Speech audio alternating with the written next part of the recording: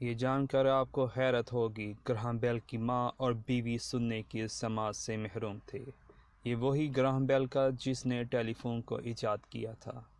Graham بیل 3 مارچ 1847 کو Scott land میں پیدا ہوئے۔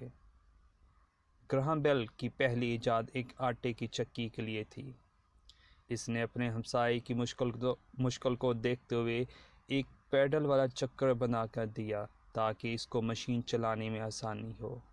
وہ ابھی 12 سال کا تھا جب اس کو اندازہ ہوا اس کی ماں سننے کی سماعت سے محروم ہے۔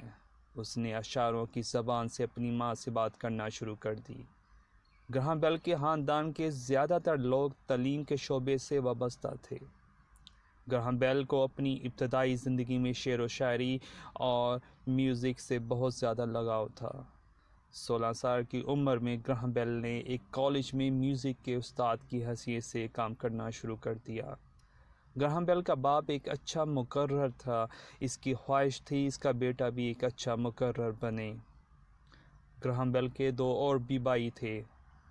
19 سال کی عمر میں اس نے ٹیلی فون پر ایک ریسرچ رپورٹ مرتب کی جو اس نے دیکھنے کے لیے اپنے باپ کے ایک قریبی دوست کو بھیج دی۔ گراہم بیل کے دونوں بھائی ٹی بی کے مرض سے مر گئے۔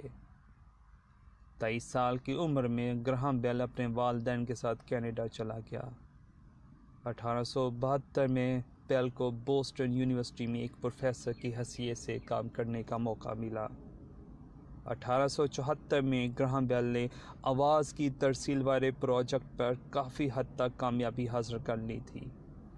بیل ابھی 75 سال کا تھا جب یہ شوگر کے مرض کے ساتھ اس جہاں سے لوٹ گیا۔